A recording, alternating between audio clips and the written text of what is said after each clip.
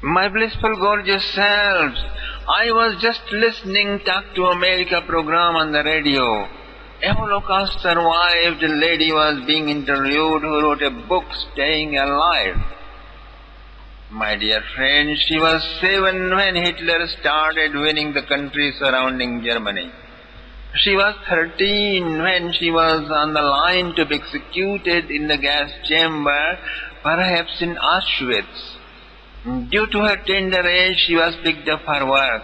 After the fall of Nazis, she studied and became a professor in the United States of America.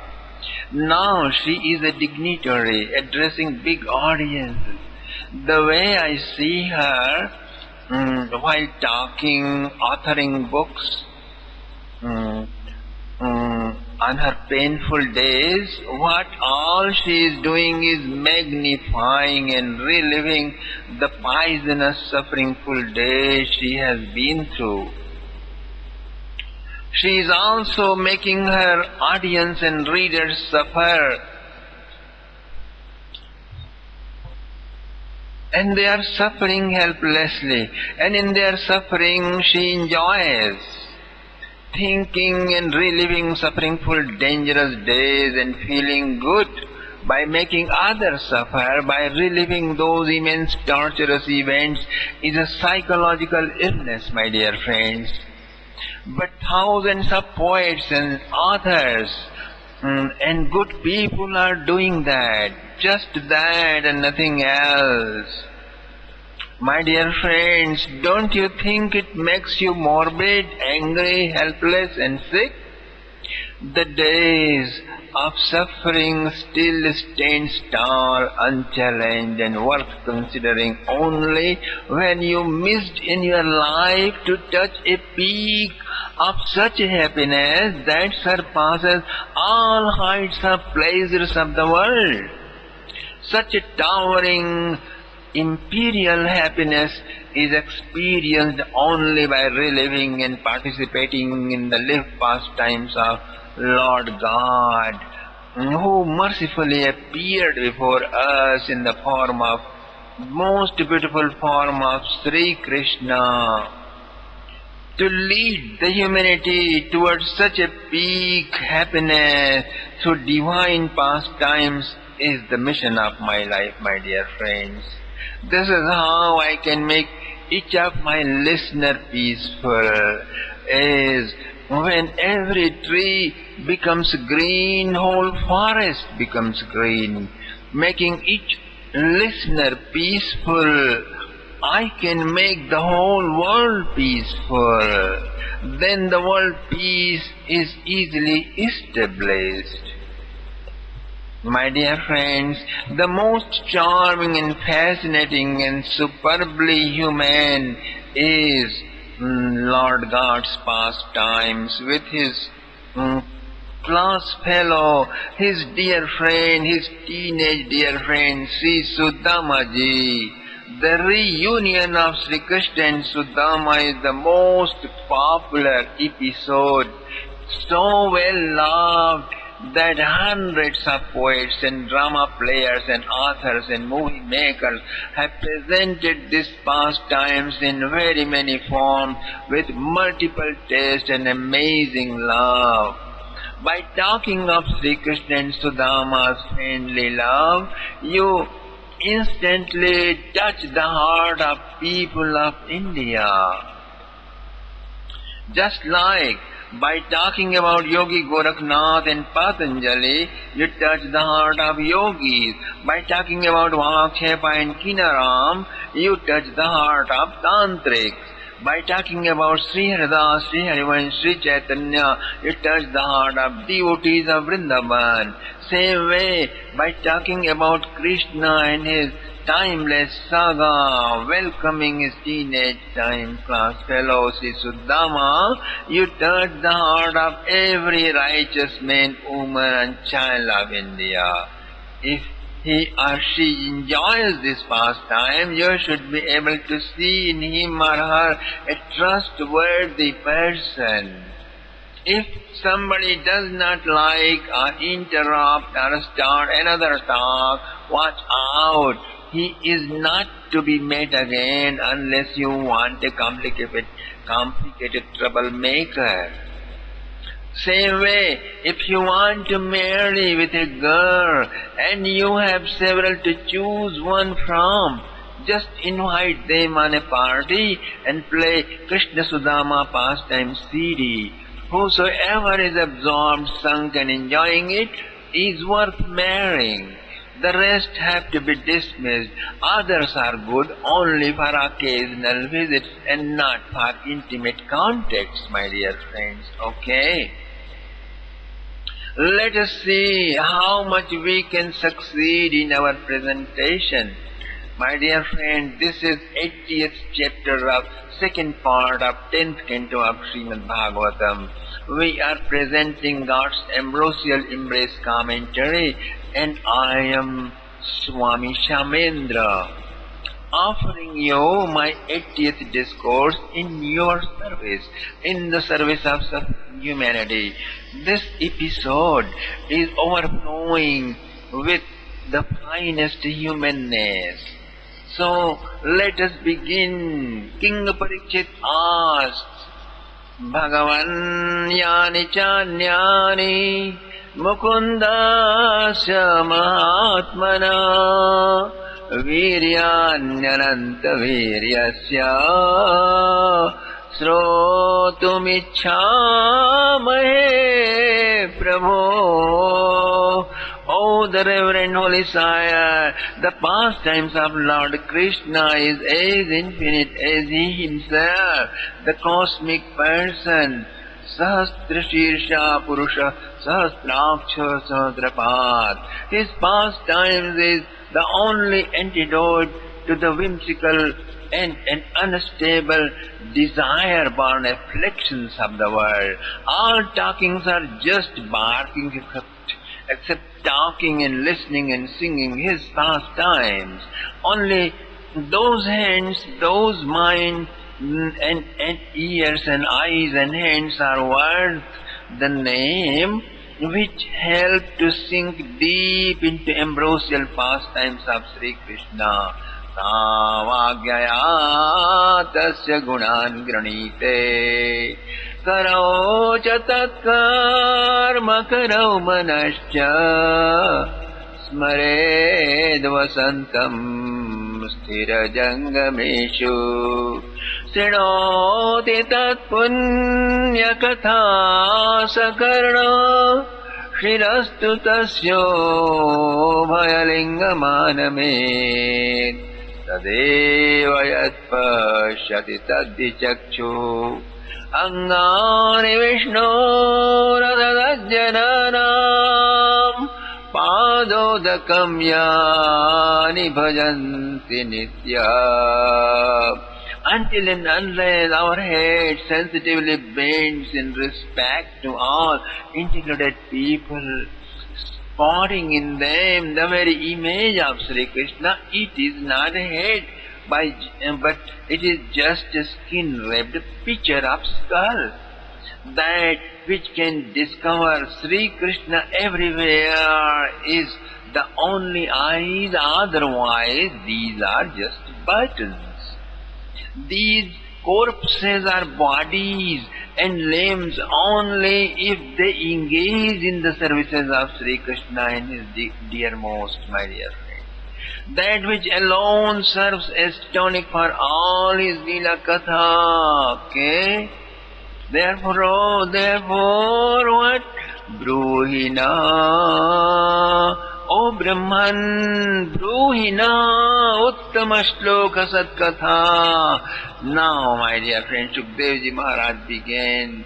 O dear King, Krishnasya Asit Sakha Kaschit Brahmano Brahmavittama Virakta Indriyartheshu Prashantatma Jitendriya.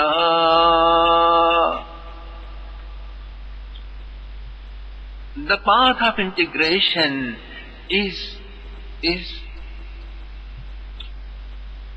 mysterious, my dear friends. It is only for brave and revolutionary persons.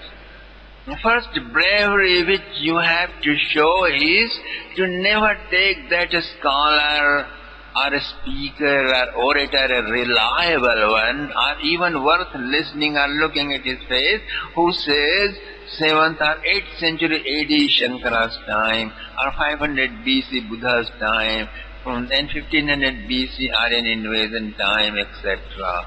Because he is a case of academic fraud. Consider him complete literary crime, a case of literary crime, educational bankruptcy, brainwashed by imperialistic conversion-based literary system. And psychological slavery has gone deep in their unconscious to stay loyal to those who have put electrode in their brain through wrong, deceitful tutoring that leak the same boot which kicked them. Try your revolutionary spirit, accepting 5,000 years before was a time of decline of a most beautiful and rich and peaceful civilization, widespread all over the world, originated from India. There were huge education centers every 100 miles, run by enlightened souls free of charges. Among many famous universities, Mathura royalty selected Avantika Sandipani University, my dear friend. And Sri Krishna studied there. And Sudama was class fellow of Sri Krishna in Sandipani Gurukula University in Ujjain, now known as Avantika. Okay? That was known as Avantika those days. Both had beautiful days together. One evening, Guru Ma, Mrs. Sandipani, asked Sudama to go to the woods and get some dry fuels for next day fire ceremony, the Yajna, Agnihotra. And Krishna saw him going alone. He accompanied him. Both friends walked into dense forest, picked up fuel. While returning, it started raining, my dear friends. And both covered their food with their own clothes and hid in cavity of a large tree. It rained all night. Gurudev was worried early morning, surrounding with students. He walked out in search of them, calling them aloud in the jungle, "Oh Krishna, oh Sudama, where are you?" It echoed around, my dear friends. "Gurudev, we are here." At last response came, and Gurudev rushed to that wood, that cavity of the tree, and he saw both his disciples shivering in cold since they had wrapped all their clothes around the woods to keep it usable for morning yajna. Then Gurudeva's heart melted. Tears of compassion came to his eyes. He embraced both of them. He blessed them over and over and said, "Gacchatam sagriham viro kirtirvamastu pavani chandan chayatayamani bhavantuiha paratraja." Let's go home, my dear boys. May your glory spread all around the world, and the ageless wisdom I taught you stay fresh always and help you at every moment in your life. Instantly Sudama became topmost scholar of the Vedas. In course of time, his Samavartan sanskar took place, came back home, parents celebrated their son's arrival. Soon he was married. After the death of parents, Sudama inherited the dilapidating, collapsing, mud-made home and also never-ending poverty. Sudama was so busy in his spiritual daily routine that whatsoever little sum there were all spent out. He had no time, no mind to involve in occupation. He did not change even when there was no money, no food left. Hmm. Husband and wife both starved, but there was no Rajoguna, no mode of passion to make him extrovert. As much introvert, so much is possibility of your being poor. Again, it is your Purushartha, your valorous efforts, your heroic noble deed to stay unaffected by its hurt, wounds and scars, upholding your glory above. In times of extreme poverty, regular people just turn into vegetables or step on the path of unrighteous act.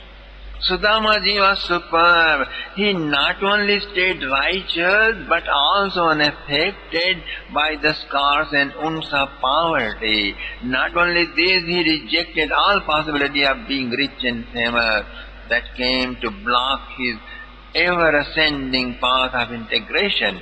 This was possible only with inundating bliss he was experiencing each moment with ceaseless remembrance of his most beloved friend Sri Krishna. He was all lost wholly in neck-deep love with Krishna. His wife is a beautiful soul, completely selfless. Since the morning till night, she was busy in service, cleaning up the cottage, fetching up water from the river, picking up worship articles as flowers, fuels, fruits, and watering tulsi grow in the yard. Not only this, she would also go out to beg alms. Thus, she would feed her hubby. He ate only once a day, and so did she.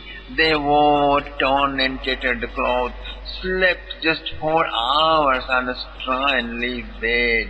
In the name of pots and pans, all there were that clay pots, coconut cups, and cucumber coverings. Leaves served as plates and cups. What to speak of sugar and sweets and ghee, even salt and oil were rare. In rainy season, rainwater poured in through holes of leaf rooftops, and clay walls often fell. And they spent many nights just chanting the holy name and sitting and speaking the pastimes of the Lord. She was tall, thin lady, now only skeleton left. Sudamaji too, pleased with her beauty, humility, trust and love and tireless servicefulness, Sudamaji would often tell her the tales, sweet events of those honeysuckle days with his friend Sri Krishna. Thus he entertained her. She loved those stories and heard them all with rapt attention over and over.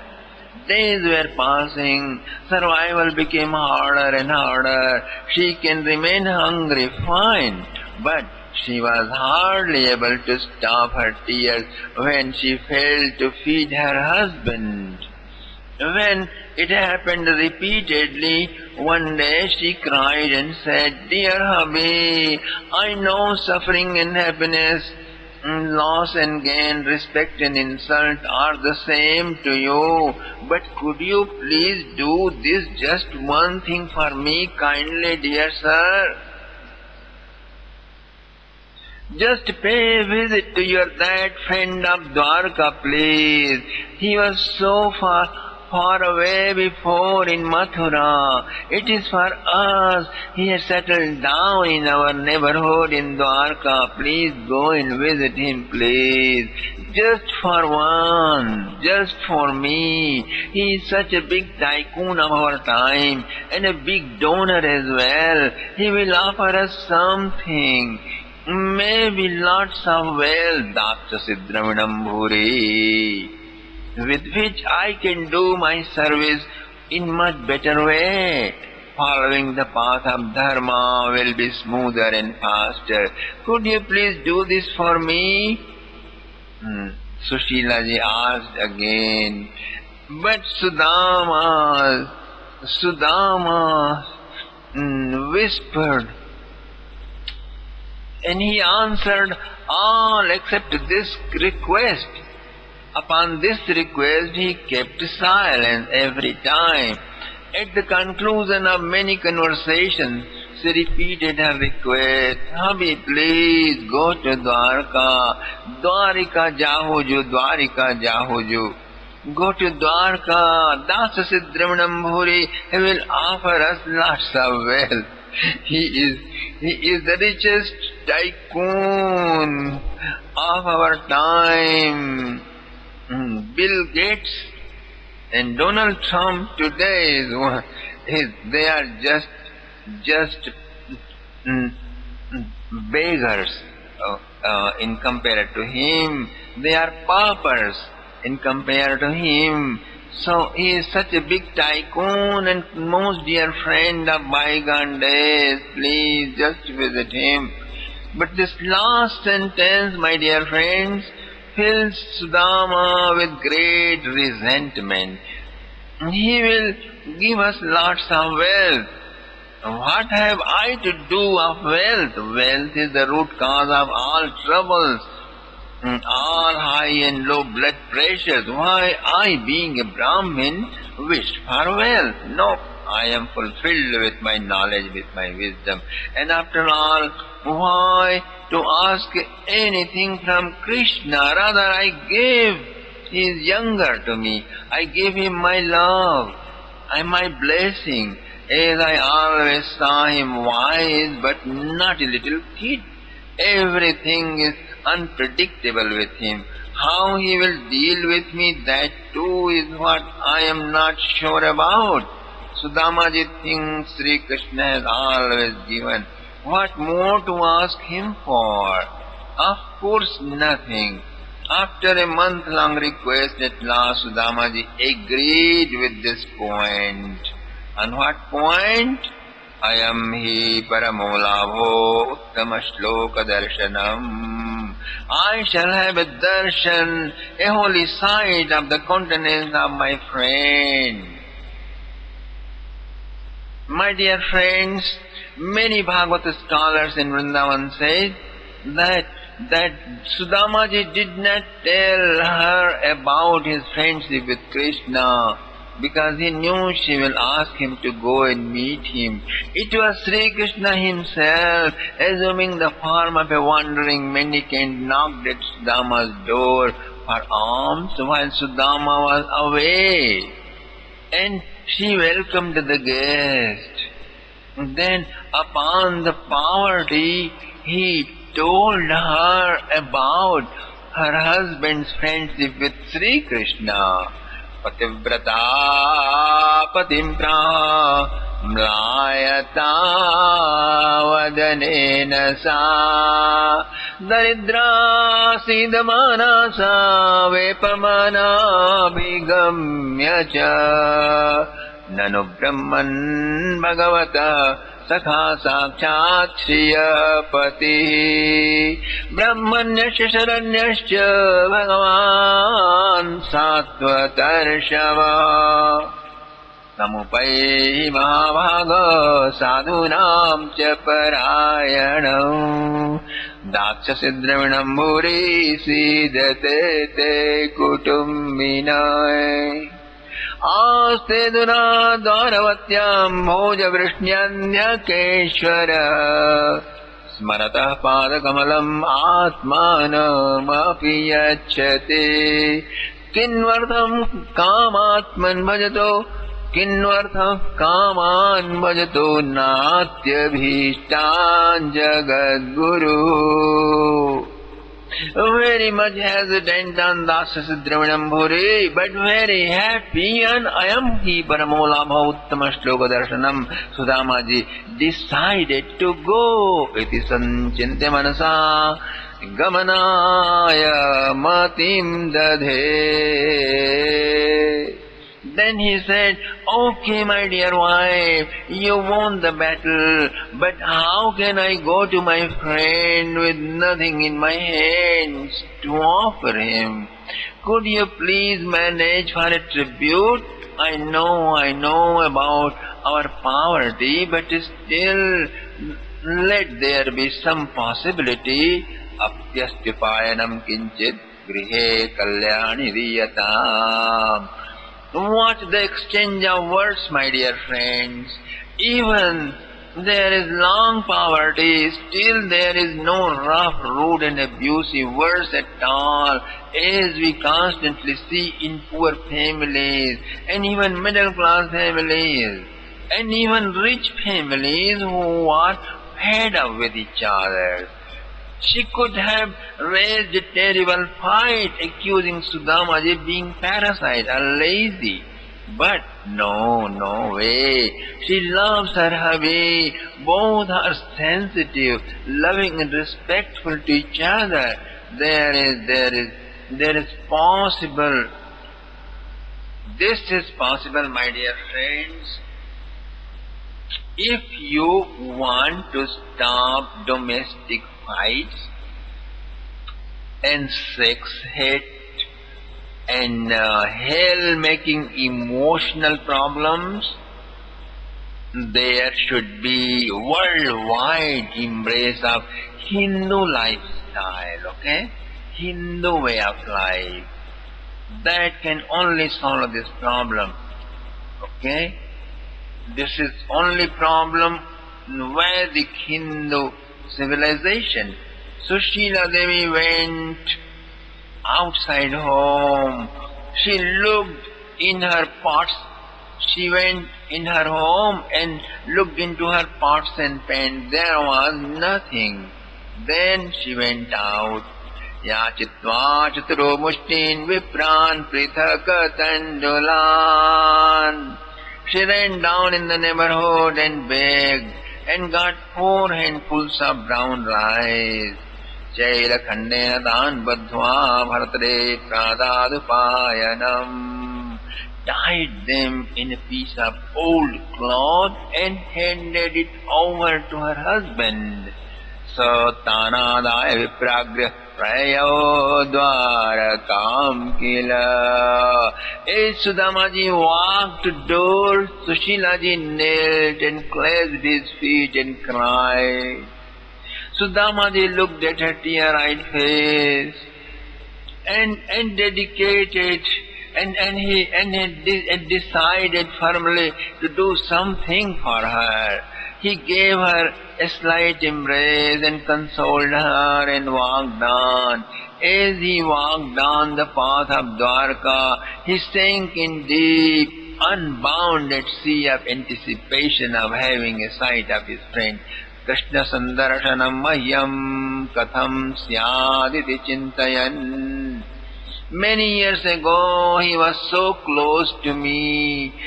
We were together that whole night. I haven't seen him since so long. Will he now recognize me? Will there come any shine of recognition in his countenance while he looks at me? Oh, how will he treat me? Immense pain of love, intense joy of seeing him like waves, like ebbs and tides and rising, colliding in the sea of feeling in the heart of Sudamaji, my dear friend. He is walking on, all alone. Sudamaji is going. He is going to Dwarka. Dear friend, what is known as Porbandar nowadays was known as Sudamapuri.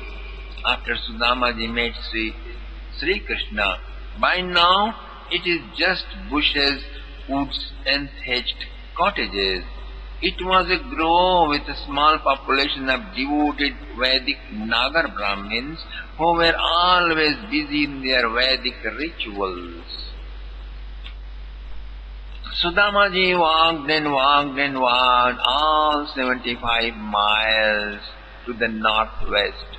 And then he saw high rising flying flags on the top of a golden city. Wow! That's where my friend lives, Sudamaji hurried. He took bath and meditated under a tree and walked to the bridge. It led him into a greening, blooming garden surrounding the city. He saw the gem-studded huge gate. The gatekeeper stood up in welcome, greeted him with folded palms, bending head, and opened the door for him. "May I see Lord Dwarkadhish, please?" Sudamaji asked, and the gatekeeper said, "Of course, holy sire. You will see him. Just step in right straight on this path and walk on. He will be very glad to see you. He loves wise men as yourself." They answered him. Sudamaji walked on in that amazing gems and jewel-studded city of gold. All the beauty, prosperity and splendors of the world had been accumulated and condensed in the form of Dwarka. दीठी चका चौंद गई, देखत सुवर्णमय, एक ते सरस एक द्वारिका के भवन है.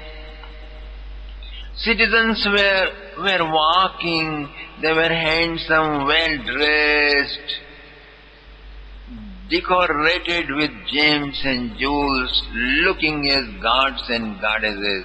Sudamaji observed, although rich, charming and very busy, yet each of them bent their head in respect low towards him and folded their palms in reverence. Many would leave their vehicles and walk down to him and offer him a way and stood until he passed further on. Sudamaji was the only pauper with a small, dirty little tattered clothes. He was shy and shameful, although his face and body was beaming with the light of his tapascharya and his inner greatness. He was now hesitant to ask anything to anyone. But how long shall he keep walking through this endless zigzag? It's wonderfully beautiful. In compared to it, even Taj Mahal or UK's Buckingham Palace or UA's White House are haunted dirty places. But Sudamaji has a destination. He has to find his teenage friend who has become now a big man. He saw a group of passengers passing by. He asked, "Sir, could you please kindly guide me to my teenage friend Krishna's residence?" What did you say, sir? Your teenage friend? The group leader gasped and looked at him from tip to toe. About a dozen people gathered, full of wonder and honor.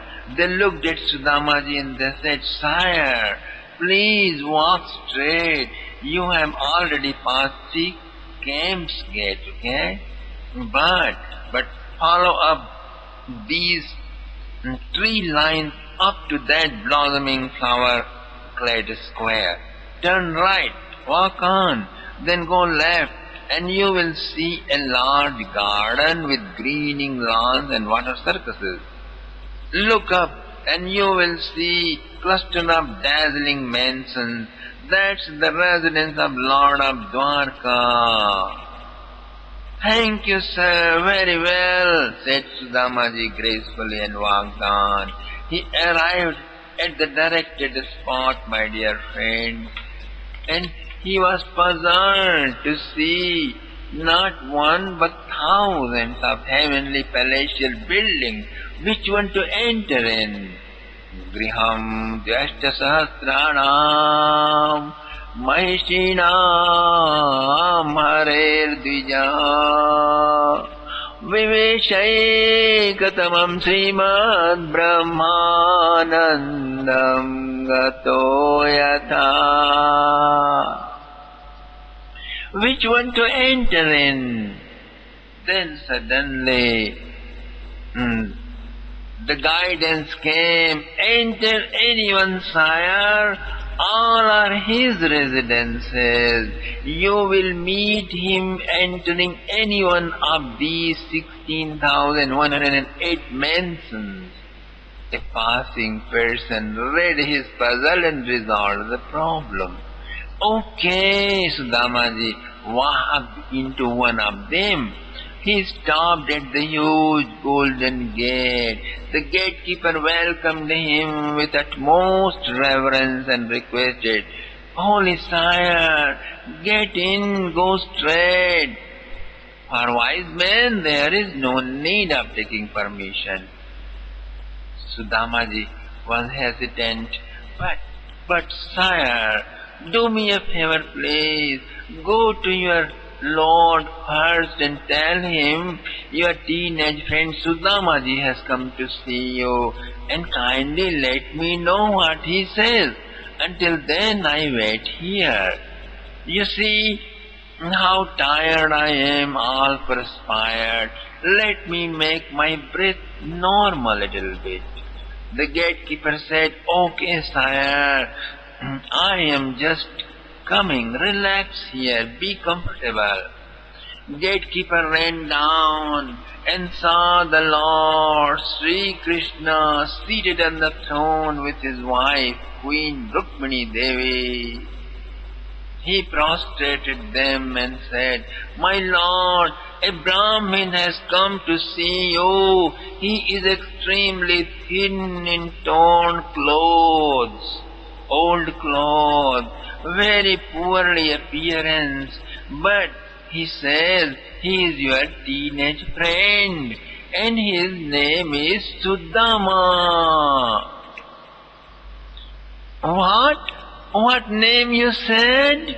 Lord Krishna suspended all his actions he was busy in, and he was surprised, wonderstruck, and he begged, What did you say?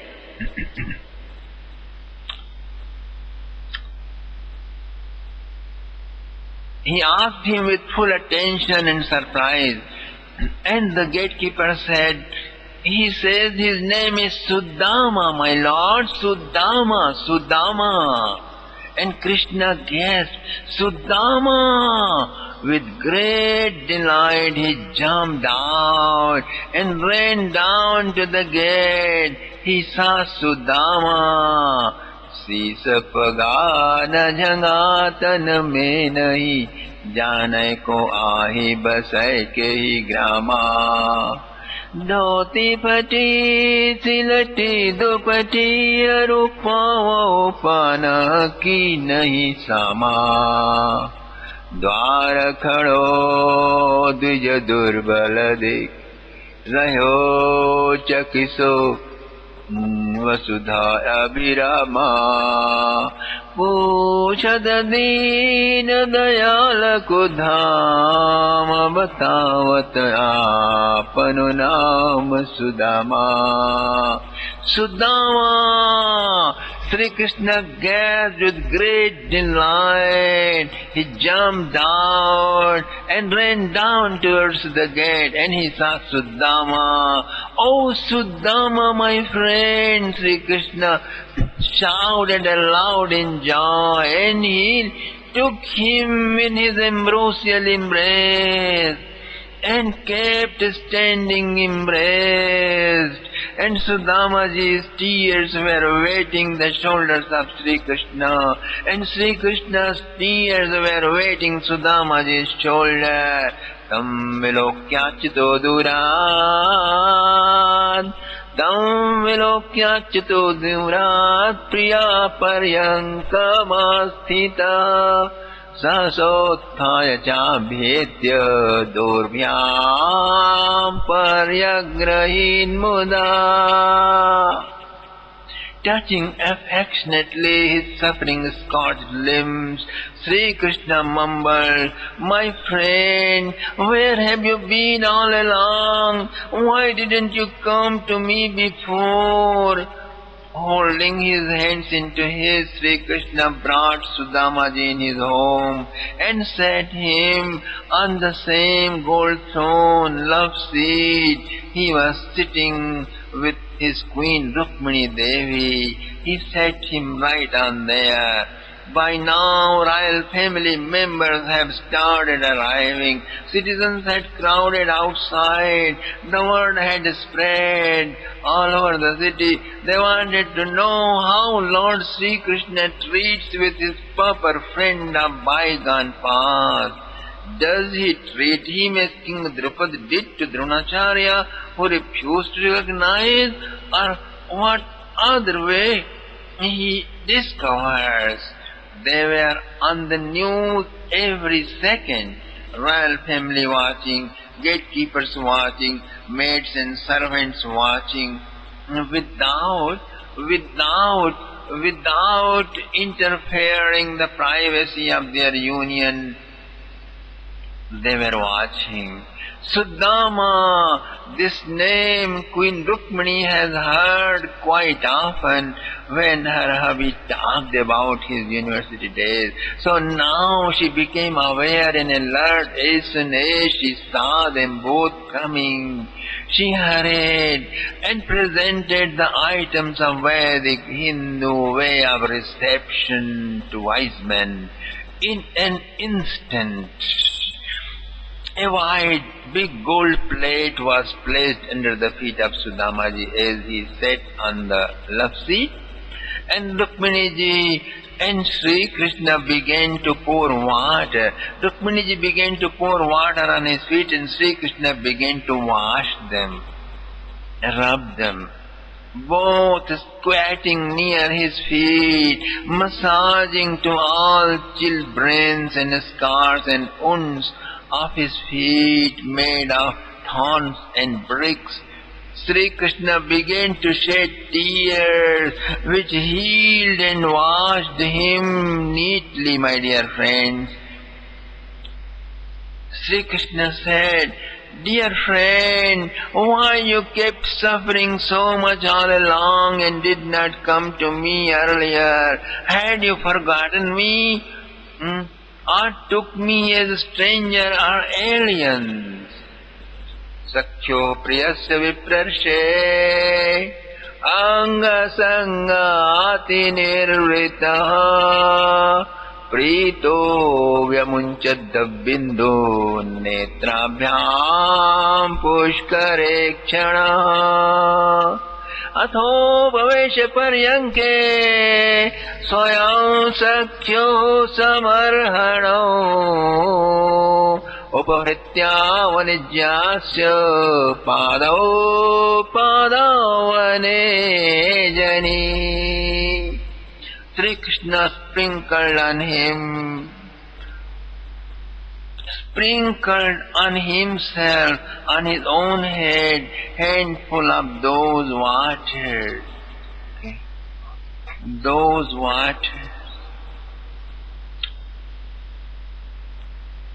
And instructed the queen to sprinkle all over the palace. He then gave him milk bath, then perfuming saffron mixed Ganga water bath. He wiped his limbs and offered to embroider new silk cloth. Then he offered him sandal paste, red kumkum, perfuming flower garland. He decorated him with flowers. Then the couple offered him incense and ghee flame. Now Sri Krishna looked at the kitchen, and Rukmini Devi brought dozens of perfuming, shining gold dishes.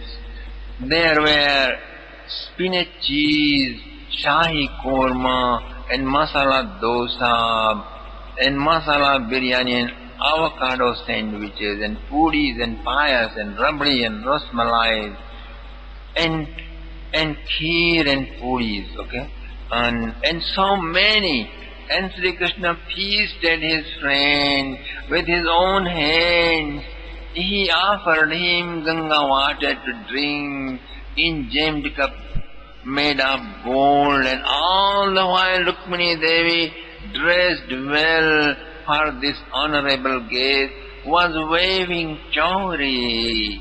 Anugrihet shirasya Anugrihet shirasa rajan Bhagavan loka pavana Vyalimpat divyagandhena chandana guru kunkumai dhupai surabhivirmitram pradipavalivirmuda architva vedyatambulam dam cha swagatam abravit. All ladies of the palace were astonished, my dear friend, to see this pauper being so lovingly honored by Lord Krishna and Rukmini Devi together.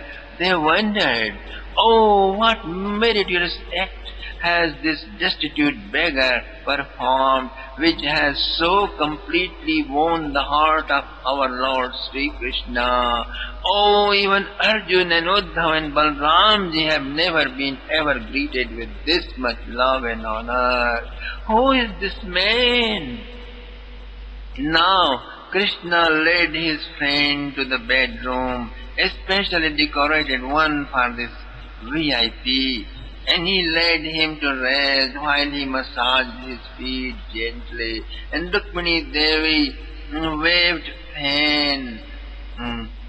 The couple came out, leaving Sudamaji in deep rest. Meanwhile, they decorated the yard abundantly to give a grand reception to Sudamaji this evening. Large canopy was stretched out. Gems and pearls were illuminating all around. Banana trees were greening on both sides of all gates. It was all ethereal. Thousands of people came to see the friends of their Lord. All were seated peacefully. They were honored with sandal paste, perfume and gifts. Now they saw the big door of the stage opened, and lo, there appeared Lord Krishna holding the hand of his friend Sudamaji. On the bank was Queen Rukmini Devi as a shadow waving chowri. Thus, both followed Sudamaji. Lord Krishna had decorated Sudamaji well with silk clothes and paste, but a few items of his old dress were still with him. One was wooden staff, and another was a small bag of parched rice, which his wife had given him to offer his friend as a token of love. But looking at the wealth of Dwarka, he has not been able to gather up courage to offer it to Krishna. And if he offer him, what he is going to do with it? In fact, no such chance has come up so far, so he was still holding it on his shoulder. Looking for opportunity, he was there. And Sri Krishna is as before, unpredictable, never tells where he is leading him to. What is next program, he is not going to tell, he will just take you there. Looking at the three honorables on the stage, all Dwarakians applauded and in welcome. They applauded in welcome and shouted, "Bravo, bravo!" With folded palms they offered their respect. And Sri Krishna looked at Sudamaji. "My friend, bless them, please. They are bowing down to you." And Sudamaji lifted his blessingful palm and blessed them all. Great applause rang around. Now Sri Krishna set him on high throne, studded with varieties of gems and jewels. Sri Krishna and Rukmini stood up before two microphones on both sides of the stage, and Sri Krishna said, "Ladies and gentlemen, this is my teenage friend Sudamaji. We both served our Gurudev in the Gurukula University of Ujjain. We have lots of sweet events together, one of which I am telling you tonight. Okay? And Sri Krishna looked at Sudamaji, who was sitting on the high throne, smiling. And Rukminiji picked up the microphone and her cuckoo voice echoed, "Ladies and gentlemen, please listen up. This evening our program will start with my hubby telling you an event with his friend. Therefore, and thereafter, our guest will offer my hubby a most pleasant gift he has brought from his home. Then our congregational welcome ceremony will begin. You will offer flower garlands to Sri Sudamaji one by one. We are sorry, more people have come than we expected. So all ladies will hand over their gifts to me, and I will offer them to him, and all gents will offer their gifts in the hands of my hubby. After this is done, there will be poetry reading in honor of our guest. Okay, sir. Okay, madams. Please remember, nobody will leave without receiving prasadam from our Sudamaji. Thank you." One microphone was placed near Sudamaji, my dear friend. Om, om, om, om, om, om, om, om, om. The rest of the story we will enter in our next discourse, my dear friends. Thank you very much.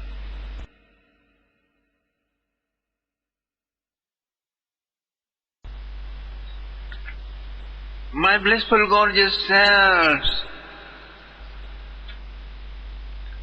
this is the first day of Sudamaji's reception in Dwarka, Puri. In the large auditorium, all important Dwarakians have assembled. Even King Ugrasen, Vasudevji and Devki and Devak, and many ministers are sitting quietly. On the largest stage, Krishna and Rukmini are standing with gem-studded microphones. In the center, on a gorgeous, well-decorated throne, Sri Sudamaji is sitting, feeling very shy. He is very quiet, yet very eager to know what his mischievous friend has planned stored in his unpredictable head. Sri Krishna is all joyful, very happy in the welcome of his most dear friend of teenage. And Rukminiji is participating in the joy of her hubby, very cheerful, polishing her hubby's new plans every minute. Now watch what's happening. This is the first day of Sudamaji's reception in Dwarka city, my dear friend.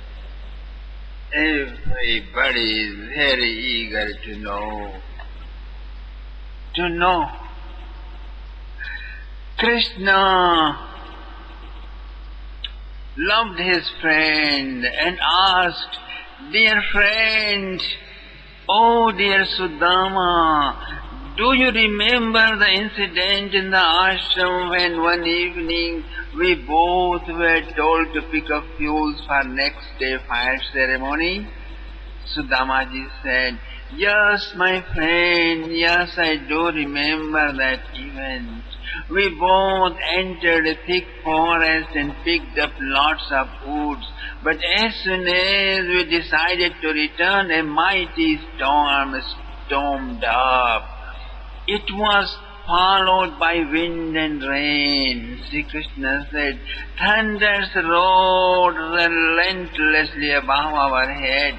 The sun set in and we were left in a pitch darkness."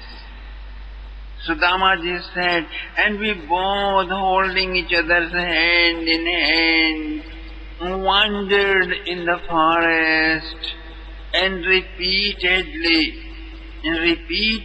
being beaten by violent blasts of winds. Then at last we spotted a tree with the biggest space in, and we hid ourselves in the hollow of that huge tree. And Krishna said, the water marked all land. There was no difference in high or low levels of ground. We were shivering. Still you were telling me stories to entertain me. Sudamaji said, our master, upon his return in the ashram, inquired about us, worried all night. As soon as dawn broke, surrounded by a team of students, he came searching for us in the forest. As soon as he spotted us in the hollow of that tree, how jubilant and thrilled he became with all our class fellows. Then he shouted out, Aho he putrakayoyam asmadarte te dukkhita tushtoham bodhya sreshtha sattva Satya santu manoratha chandan jayatayamani bhavantu iha paratracha. My dear boys, one's own self is the dearest to all, which you put to great hardship for my service. I am highly pleased, so here I bless you. Let all studied and not yet studied wisdom of the Vedas and the whole world be illuminated right away in your heart and stay fresh always. And thus all the knowledge was instantly attained. You went early while I stayed on to digest them well. You remember Krishna all this? And Sri Krishna said, my friend, yes, I do remember. Then after you left the university, Krishna asked, where did you settle down?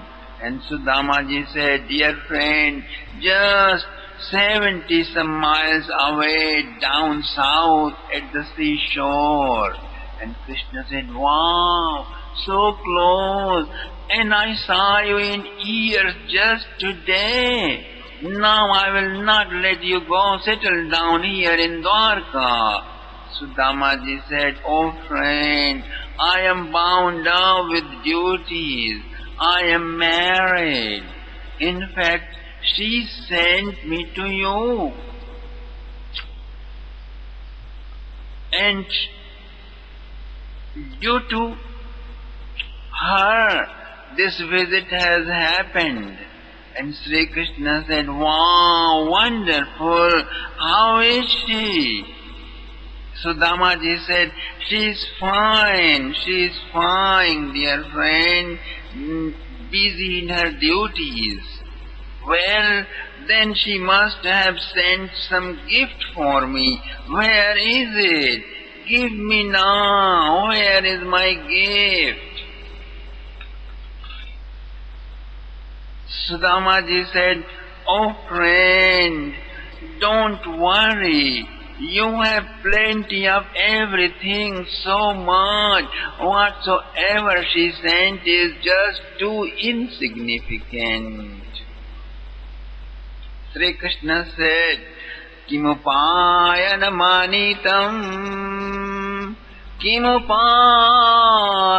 manitam brahman me bhavata grihat anvapyu paritam bhaktai premna bhuryeva me bhavet bhuryapya bhakto paritam Name toshaya kalpate. Oh my friend, what gift have you brought for me from your home? And, dear friend, give me my gift.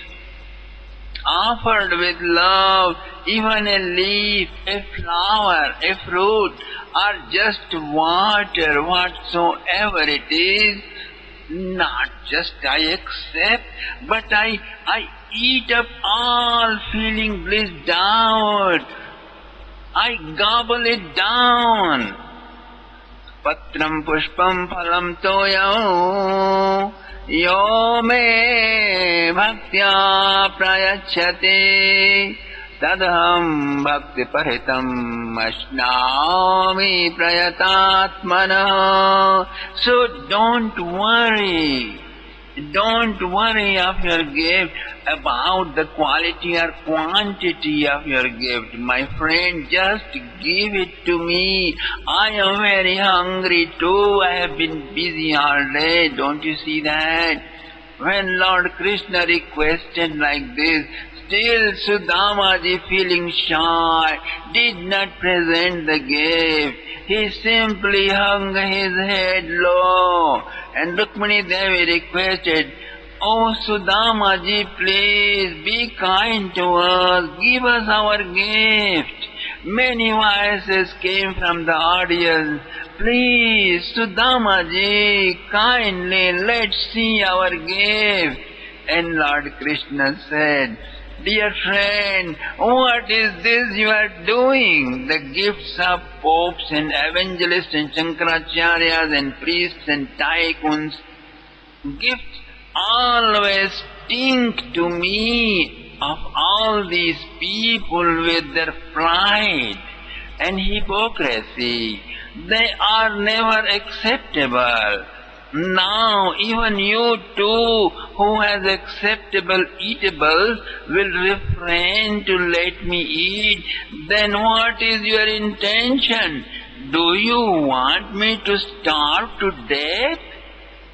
Oh no, don't kill me. I don't want to die, dear friend. I want to live with you all. Give me to eat." And Sri Krishna rose, my dear friend, his hand and snatched the little stuff from under the armpit, while Sudamaji was unaware due to his shyness. Ittam vichintya vasana chirabaddhan dvijanmana swayam jahar kimidam iti prithukatannulan. Getting it in his possession like a naughty monkey, Sri Krishna said in great jubilation, "Oh friend, what is this tied in this cloth? Wow, here you have brought me something which I really love most. Nanve tadupanitam me parama prinanam sakhe tarpayatyang mam vishvam mete prithukatanula." Opening the nut, Krishna saw parched grains of dry rice, and as he found some gems, showing it to Rukmini Devi and all, he ate one handful of those and said, "I and the universe are one, so with my satisfaction, let the whole universe be satisfied fully with this wonderful gift of my friend. Nanve tadupanitam me paramapreenanam sakhe tarpayatyangamam vishvam mete prithukatanula."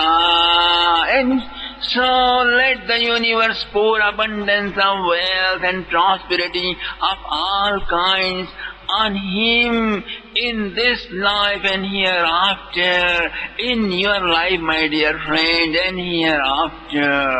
He sitting on the carpet, spreading out the torn cloth and gift on there. He was gobbling and chewing rice and swallowing, expressing great delight, my dear friend. Then he took next handful of those dry rice in his hand. Right then Rukminiji cried, "Oh my hubby, why are you so selfish today, dear? This is not worthy of you. See, I am your wife and I am also starving, and you are eating up all of it all alone." Shouting thus, Rukmini Devi snatched the handful of rice from Sri Krishna and gobbled that up, sitting with Krishna, looking at the audience, my dear friends. इति मुष्टिं सकृज्जग्ध्वा द्वितीयां जग्धुमाददे तावत् श्रीर्जगृहे हस्तं तत्परा परमेष्ठिना.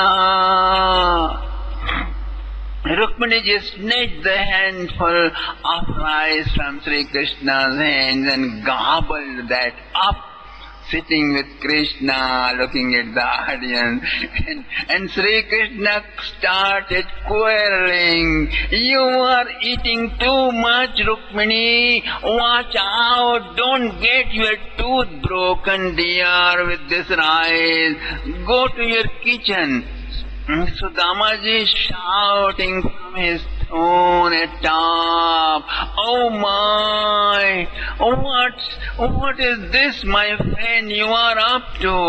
This rice bag is symbol of my poverty, property. This is not worthy of you. Don't get your tooth broken with this hard rice." But who listens? After eating, you will get a stomach ache. Sudamaji is reminding Krishna and Rukmini Devi. But who listens? Now people from the audience shouted, "Oh Lord and Lordess, we are also surviving at your door, just on your leftovers. Please be kind to us as you always have been."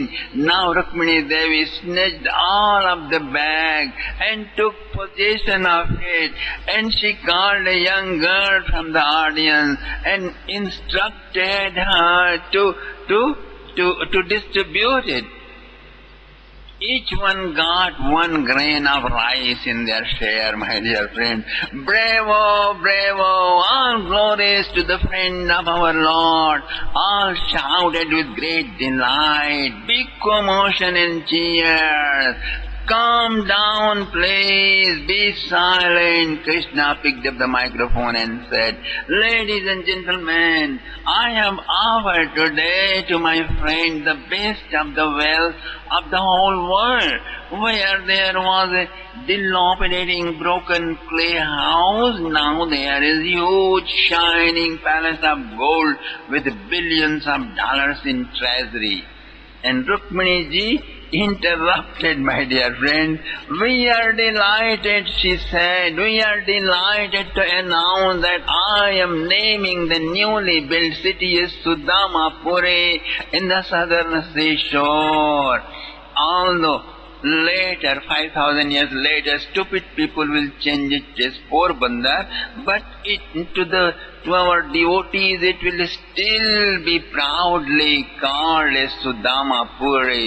All the prosperity of 3 worlds are now his, Sudamaji's.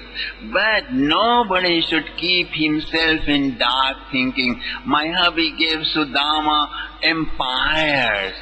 He did nothing, only a response has happened. Each one of us is an echo point, my dear. Whatever we are, the same is being echoed unto us. Poor are always begging, rich donors are always giving. It is a regular norm. Extraordinary event takes place when a poor moves to give. What is the point of an emperor walking to beg? What is the relevance if Sudamaji moves to give, and that too to someone like my hubby himself? But the law never looks as how much you have or how much I have. It just gives. Giving is its nature.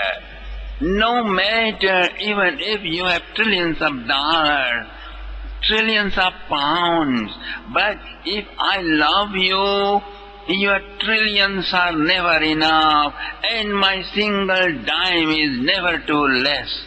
I give and I give and I give, and my giving is never enough. I may go on becoming poorer than the poorest, and you may go on turning richer and richer than the richest. Even if you become an emperor and I a destitute, still my giving is never going to stop. Love always keeps an account, not what one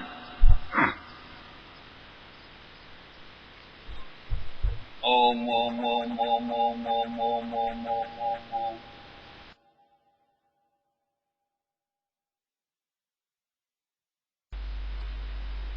My dear friends, love always keeps an account, not what you have done or given, but what I could not give.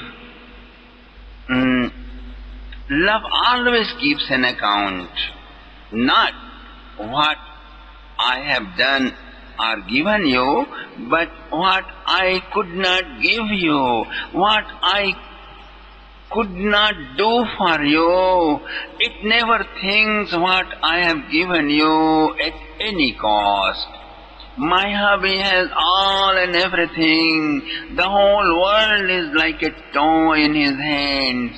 Sudamaji is a symbol of extreme poverty from any culture, whether it is Vedic, Greek, Roman, English, or globalization culture. Sudamajis are always there. But look,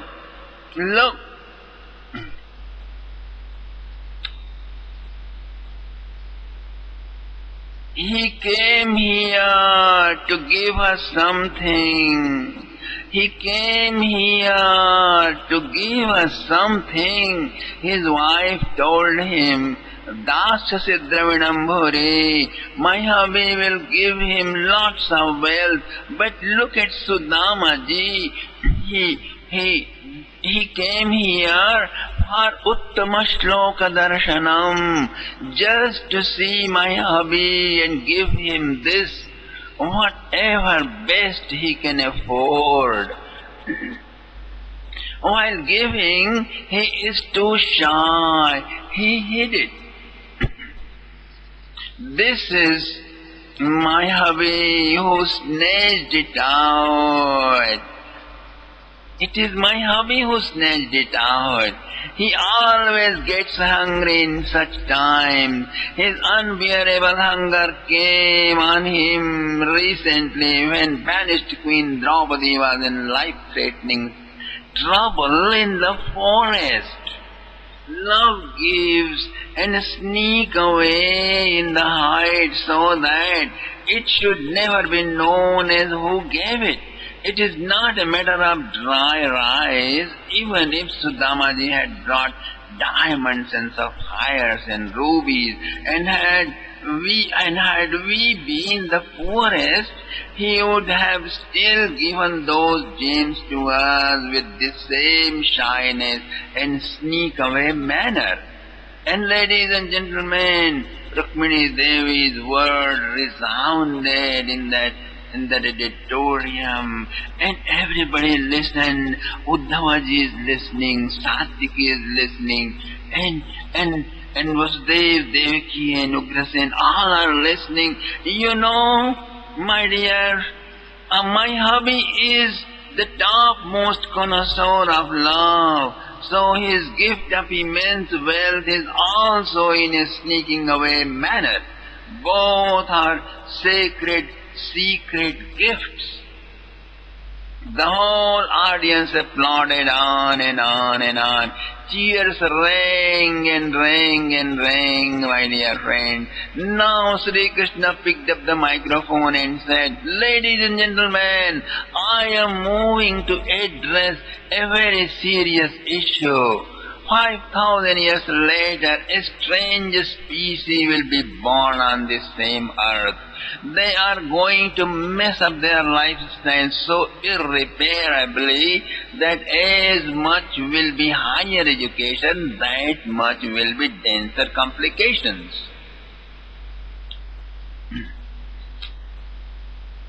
Modern listeners, please fix the tense. Those educated fellows will hurl an allegation on me related to this, my Sudama friendship episode.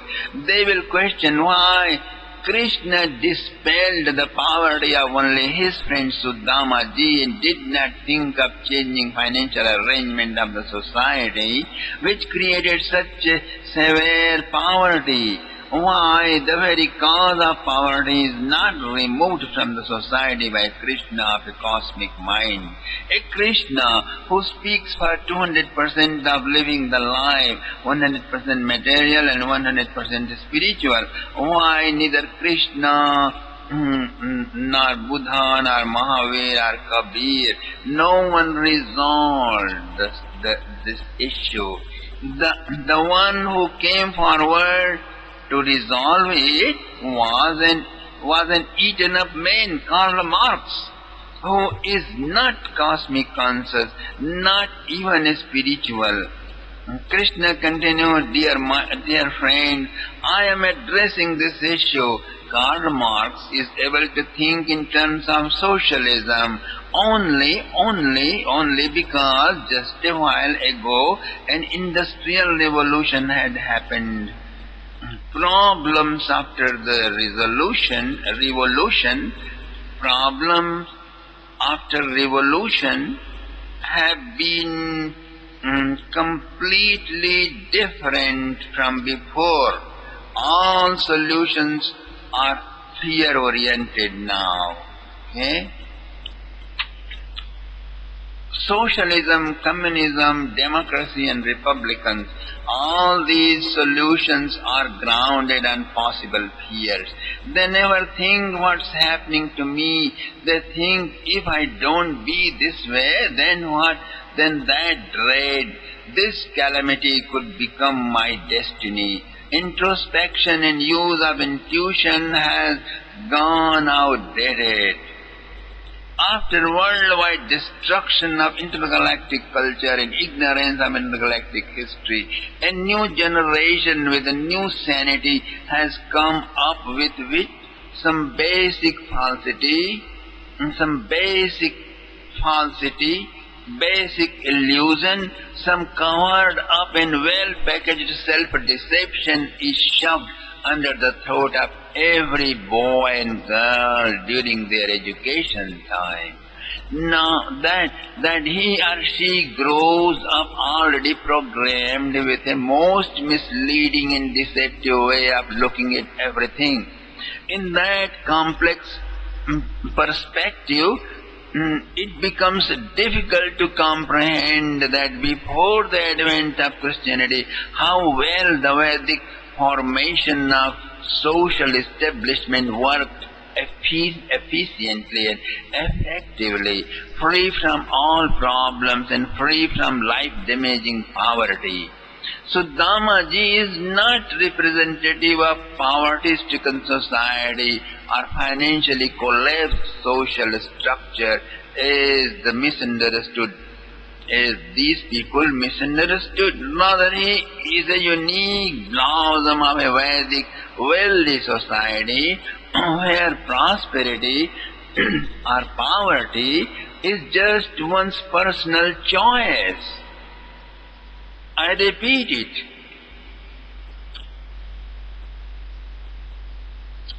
Sudamaji or Chanakya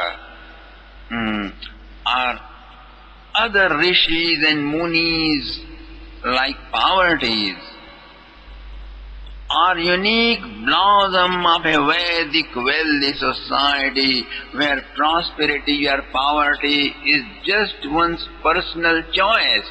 It is never forced, it is never a conditioning, but accepted out of full freedom, even though one has skills and talents to establish one's own empire single-handedly.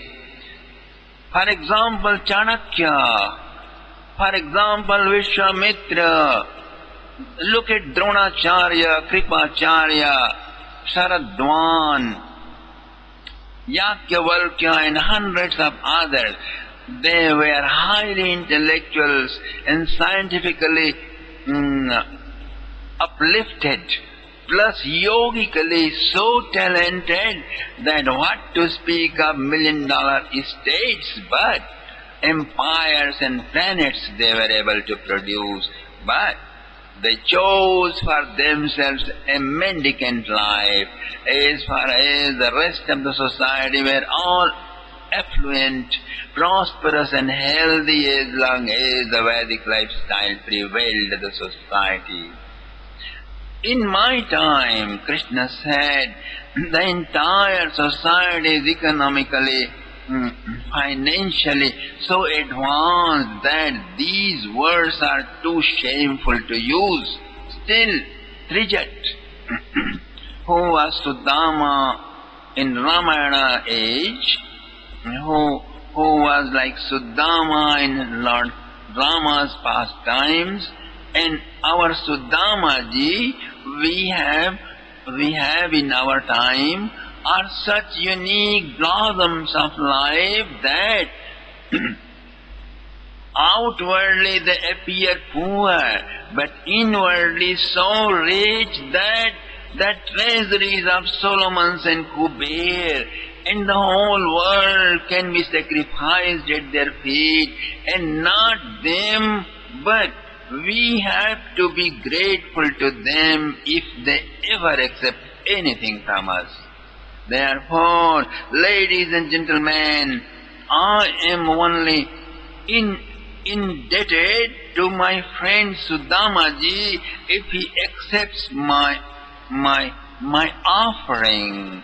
And with tear-filled eyes, Sri Krishna looked at Sudamaji, who was still shyly sitting on top high throne, where Krishna has set him compellingly, my dear friends.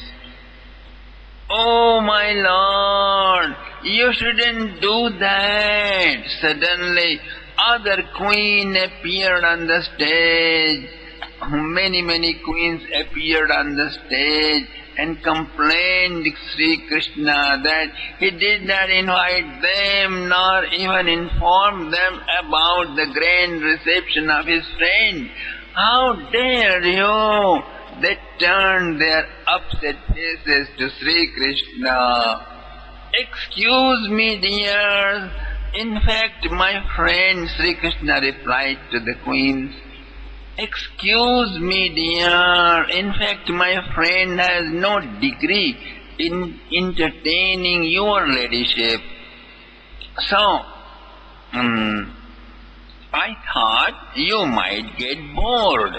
But anyway, you now already have come. Please come forward and receive the blessing of my great friend. This comforted the queens. First, they managed a meekness, a bashful smile, and proceeded to touch Sudamaji's feet. You first, Krishna indicated to Rukmini Devi, and she instantly fixed her dress in humility manner and came forward, knelt down before Sudamaji, who sat on high throne, and bowed down. She bowed down her head on his feet, and Sudamaji knew she was his friend's wife. So he lifted his right hand palm up and blessed her with big, grand, 5-sentence long blessing. And she was pleased. She stepped aside and went behind the curtain. Now, Satyabhamaji came beaming like full moon. She knelt down and bowed down to him. And Sudamaji wondered as who she was, so he could frame the wordings of his blessing accordingly. He looked at Krishna, and Krishna smiled and indicated she is his second queen. Oh, okay, he mumbled and pronounced, highly auspicious be your life, be the most beloved of your husband, and mother of many sons, Patipriya, Saubhagyavati and Putravati bhav, shyly, smilingly pointing her eyes to Krishna. She left. Now Jambavati Devi came, and Sudamaji looked at Krishna as who she was. She is also my queen. Sri Krishna smiled at Sudamaji, and he gave her similar blessing. Now Kalindiji came. Sudamaji looked at his friend. He indicated, this too is my queen, my dear friend. He composed similar blessing now then. Now after 100, Sudamaji wondered how many wives he has.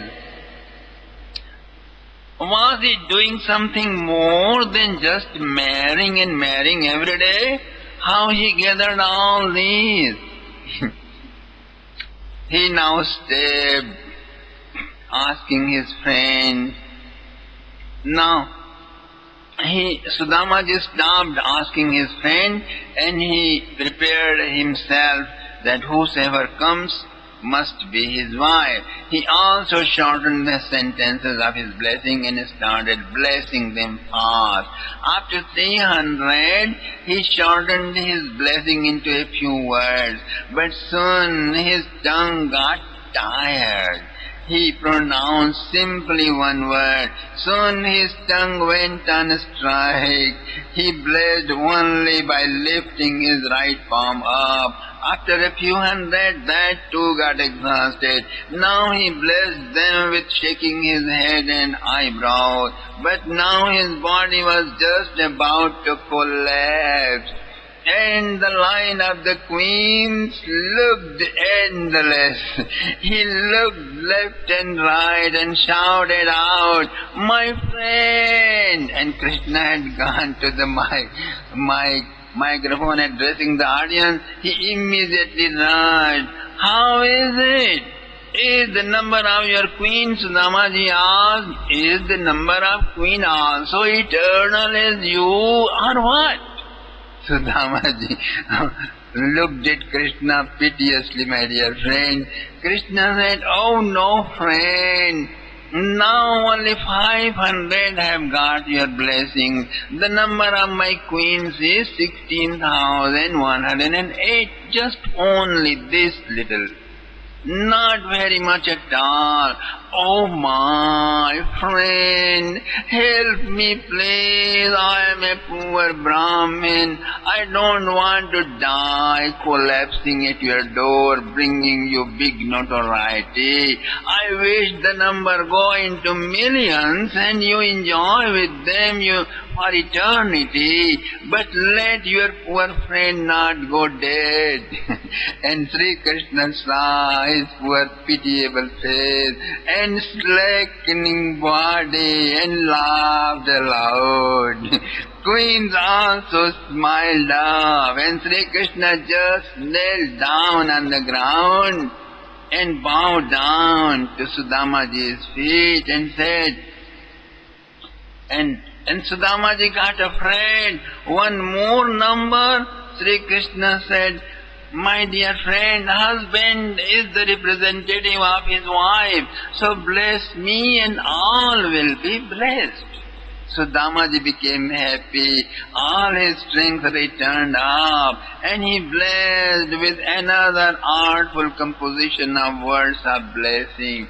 May all your queens arise and exalt and go uplifted in enlightenment in loving you. All the queens saw Sudamaji with their palms folded in his honor. It was late night, my dear friends. Lord Krishna came to the microphone and asked the audience to offer obeisances to his friend and depart. Sudamaji panicked, "My friend, what are you doing?" And Krishna laughed and came to the microphone. "Every one of you," he said, "please offer obeisances to my friend right from where you are sitting, okay? No one will come on the stage, please.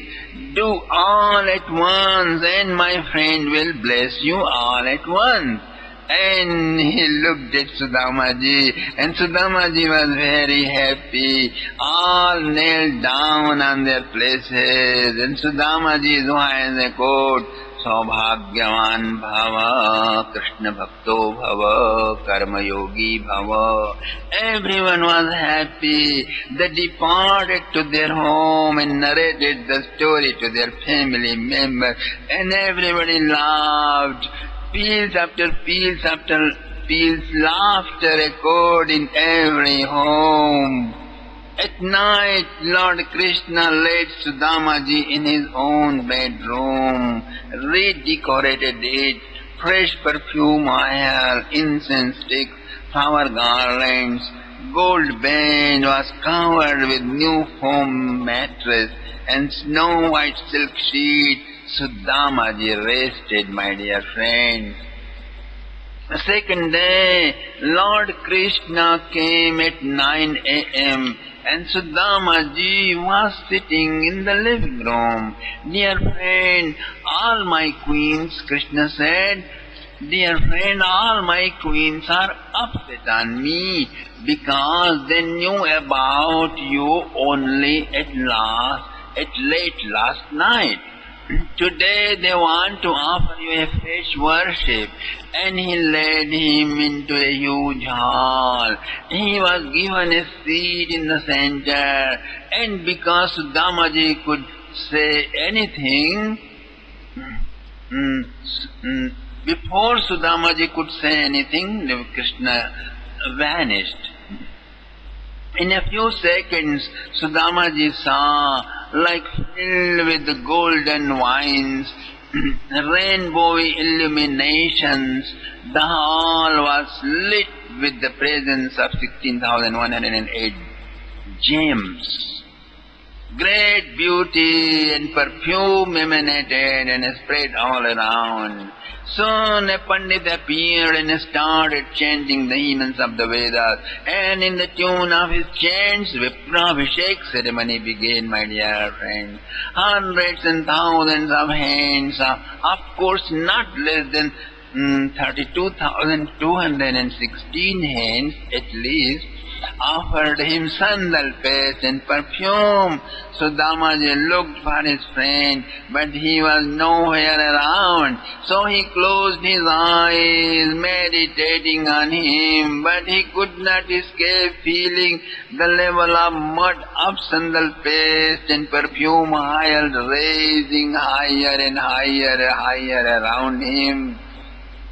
Almost up to his neck, now up to his nose, and perhaps he may have to hibernate in the huge mud of sandal paste. Then he cried, "Friend, my friend, help, help!" Suddenly changed. Pour a perfumed raw milk of Padmagandha cow started flowing on his head. Then curd, ghee, honey, and then fresh perfumed water started flowing on his head. Soon he started trembling. He shouted, "Catch hold of Lord Shiva for this kind of abhishek. Spare me, I am a poor Brahmin, dear friend." But who listens in that great festival of his welcome? But then, to his utter surprise, he felt everything stopped. A great silence prevailed. But anticipating some more troubles of those kinds, Sudamaji kept sitting eyes closed. Suddenly he heard soothing jingle of his friend, soothing giggling of his friend, my dear friend. Krishna has come and he is giggling, and he was telling him, "Dear friend, would you just keep on meditating or get up and change clothes also?" And he felt his soft touch of his lotus hand wiping water from his back with softest towel. Wow! Sudamaji quickly opened his eyes. He saw the whole hall is empty. No one is there except his friend. A big smile came on his face, looking at his friend, trying to guess what he is up to now. He went to the next room. Sudamaji went to his next room and changed clothes and returned.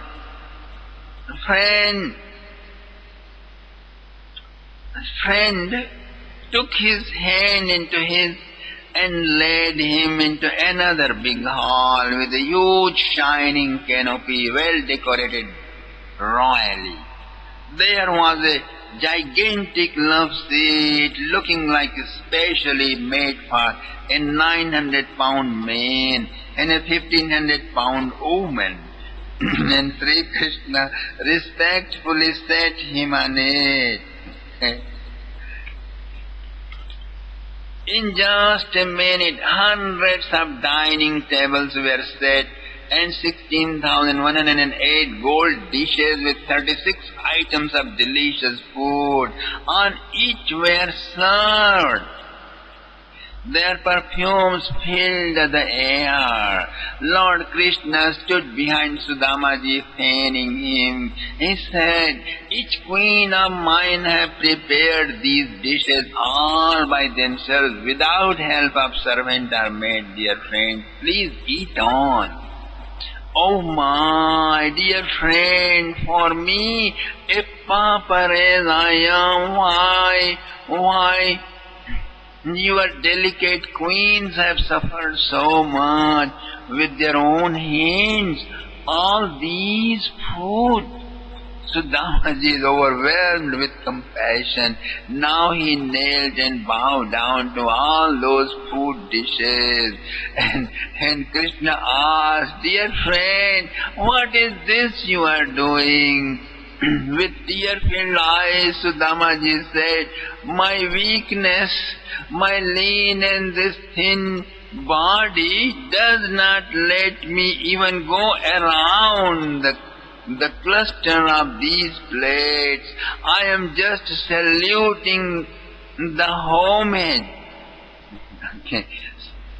and faith of your queens, my friend. I am just saluting the homage and faith of your queens, and that's all." Sri Krishna laughed again. His silver voice echoed, "Will you please sit on the chair and eat, or what?" "What will I do sitting there?" Sudamaji said. "Do I have to go on marathon along the lines of these plates or eat? I am neither second Kumbhakarna, nor Agastyaji, nor Sudamaji.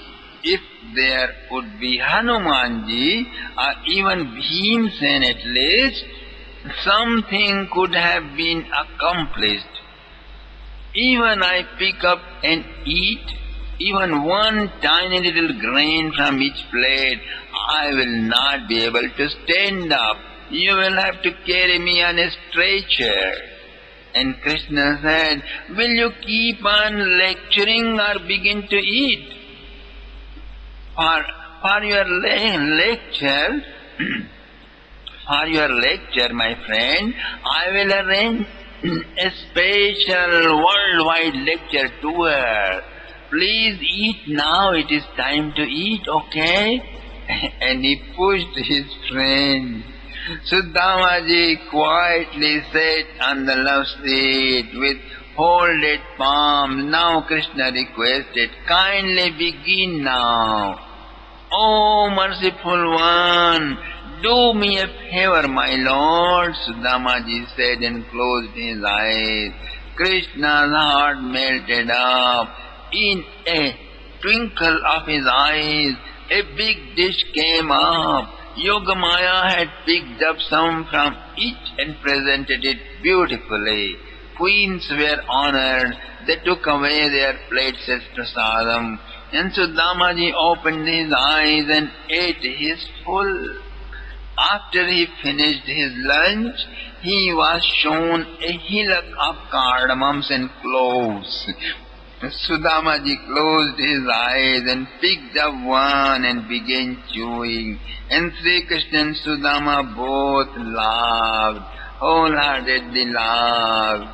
After the lunch, both friends were gossiping and laughing together. Suddenly Satyabhamaji came and said, Rukmini ji is first indeed, but she is not the only queen. We are also queens of Krishna. Sudamaji, please, you got to come and stay in my home now. Mitravindaji and Bhadraji and Lakshmanaji also came and gave an ultimatum of standing invitation in their homes. Sri Krishna said, that's perfectly right, friend. You got to give each one of them at least one day. A grand service opportunity, and it is not much, just 16,108. Too small a number. One day to each queen, Sudamaji gasped. And Krishna said, you will be comfortable then. You don't have to go through waters of thousands of jars. You don't have to hibernate in the mud of sandal paste. And also don't have to circumambulate the plates of delicious food. Each one will be contented to serve you for a day. Sudamaji said, that means, dear friend, 16,108 days. That's more than 44 years. Friend, in that many years my wife will be dead waiting for me, and perhaps me too die in the middle. Okay, then drop that idea, Krishna said. Upset Satyabhamaji said, that means, Krishna said making faces, Satyabhamaji is upset, that means you have no remedy to our misfortunes. Satyabhamaji is asking Krishna, and Krishna said, we are still thinking, madam, can't you have a little patience? Okay, friend, I got an idea, Krishna said. You will be going in each home, you have to. Is that so? Sudamaji started. Then where is the idea? And Sri Krishna added, the idea is, you don't have to go walking. I will take you on my chariot. Krishna gave the solution. Bravo! Our hobby is really a great one. Queens rejoiced. But friend, look at my body first. Will it last all those sit-ups, up and down and back and forth on the chariots? my bones will get scattered away in all directions. Everyone laughed at the poor face of Sudamaji. Okay, friend, we are not going by chariot, but on our eagle's back, Garudaji. Krishna amazed everybody. That's much better. But with one condition, Sudamaji said, I need not have to get down in every home, okay? Sudamaji edited. And Krishna said, okay, friend, as you wish. We are all your servants and maids. You are the boss. Grand was the reception, my dear friends. Garudaji was called. A wind blazed, suddenly sweeping in the air with his wings. White eagle Garudaji, snow white huge eagle Garudaji appeared and bowed down to Sri Krishna. And Sri Krishna boarded the eagle and Sudamaji sat behind him, holding him tightly with both hands. And Garudaji flew. He landed on each queen's home, while Sri Krishna and Sudamaji both sitting on the eagle. Queens worshipped them, while Vedic chants continued at the background. Most of the worship items fell on Garuda and Krishna. All flower garlands were hanging on Garuda's neck. All food they offered, Garuda ate them all very happily. Thus Sudamaji was able to visit all homes of the queens of Sri Krishna. Of course, it took a couple of weeks. After all the honeysuckle days, at last came the day of going home. Sudamaji wore the old clothes again. Queens gave him farewell. Sri Krishna embraced him again and again, tears flowing from their eyes. But what to speak of a dime, even a few puris or parathas, Krishna did not pack up for his journey. Krishna came up to the last gate of the city. They waved hands for a long time until Sudamaji vanished beyond the bushes, my dear friend. Sudamaji is going, walking and walking. He vanished beyond the horizon. Sudamaji is walking and thinking, Aho Brahmanya Devasya, Aho Brahmanya Devasya, Drishta Brahmanya Tamaya, Yadaridratamo Lakshmi Mashlishto Bibhrato Rasi, Kwaham Daridra Papiyan, Kwaham Daridra Papiyan, Kwa Krishna Sriniketana, Brahma Bandhana Vismaham Bahubhyam Parirambhita. Oh, wonder I saw today with my own eyes Lord Krishna's love for the Brahmins, the representatives of wisdom. How magnanimous! Being the Lord of Shri, the fortune and wealth, He embraced a pauper, a destitute like me. He made me sit and rest on the bed of His own concert, who fanned me with a chord in her hand.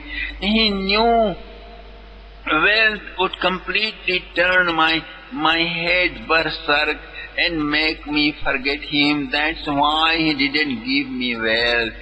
Oh, how merciful He is! Sudamaji is walking on and on and on, oblivious of the world and his destination as well. Tears were flowing on. My heart, rough rice he ate so lovingly. How respectfully all queens and statesmen took it, as if each grain were rare diamonds. Suddenly Sudamaji was startled. Oh my, have I come back to Dwarka again? No, no, it is not Dwarka, it is my hometown. But it looks somebody else has taken possession of my cottage and land and erected this huge palace in such a short time. How he was able to do it? He was about to return, but his wife Sushila Devi saw him from the balcony. She ran down with maid servants. Sudama saw a royal lady with a team of maid servants blocked his way. Soon he looked, recognized his wife. She duly worshipped him, waved ghee flame around him, and respectfully took him inside the palatial home, resplendent as moon, interspersed with gardens and parks shining as emeralds, my dear friend. Ponds and pools with the blooming lilies and lotuses resounded the warbling of birds. Many well-dressed maids and servants were serving. This house has hundreds of columns of gems. Hundreds of columns of gems, far richer than an emperor's palace. Bedsteads were made of ivory plated with gold, foam of milk. That's how the silk sheets were, which were spread on them. Chowries with gold handles were hanging here and there.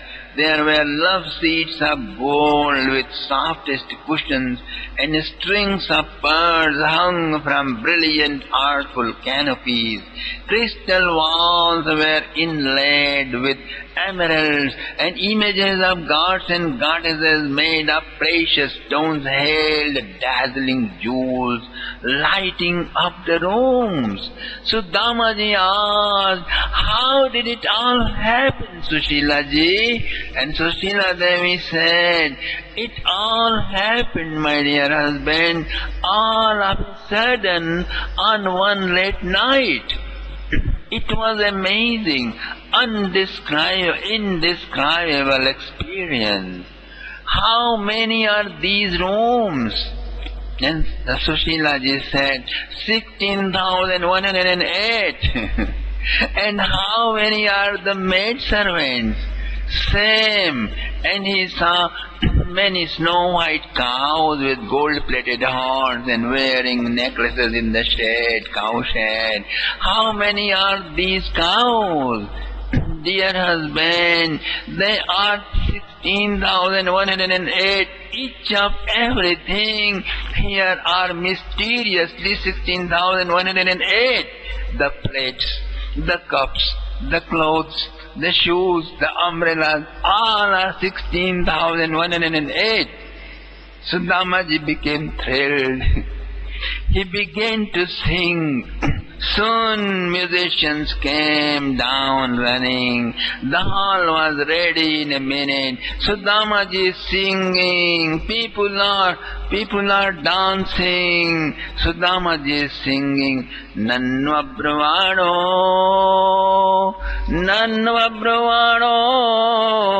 deshate samaksham.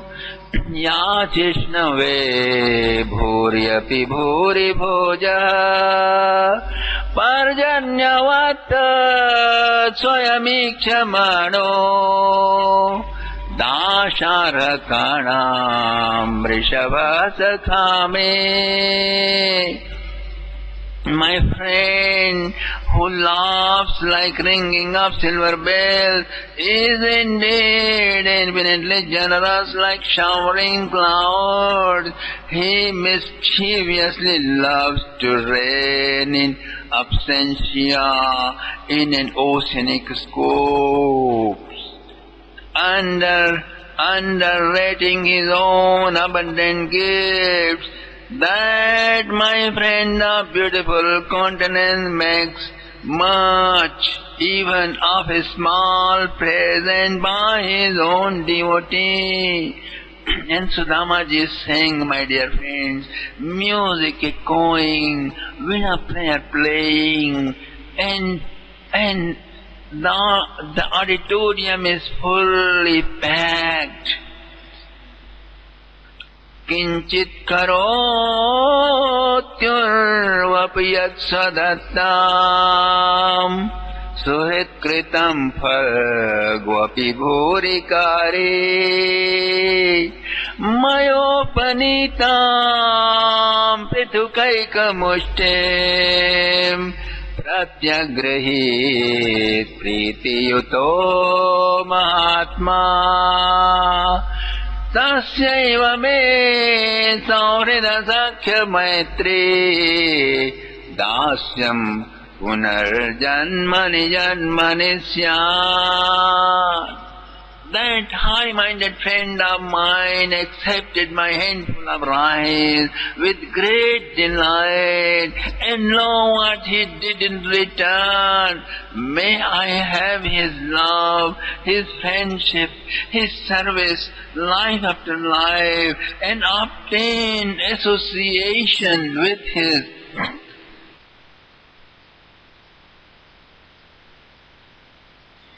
Kinchit kurotyurvapi yat swadattam surit kritam phagvapi bhurikare mayopanitam prithukaikamushtim pratyagrahit pritiyuto mahatma. That high-minded friend of mine accepted my handful of rice with great self-delight, and lo, what he did in return. May I have his love, his friendship, his service, life after life, and obtain association with his devotees. The dance and music concert continued all night, my dear friends. Every night it continued. In fact, this festivity of life became the very living of Sudama and Sushila ji. Since then, Sudama became the symbol of immense power, prosperity, and intense detachment simultaneously. Sudama became a history. Shukdev ji says, O Parikshit, one who listens to this story of Krishna and Sudama attains instant release from the bondage of karma, and his or her divine love is oceanized. Patram pushpam phalam toyam yo me bhaktya prayachate tadaham bhakti paritam ashnami prayatatmana tasyaiva me saurida sakhya maitri rasyam punarjanmani janmani syat. Om Namo Bhagavate Vasudevaya. Om Namo Bhagavate Vasudevaya. Om Namo Bhagavate Vasudevaya. Om Namo Bhagavate Vasudevaya.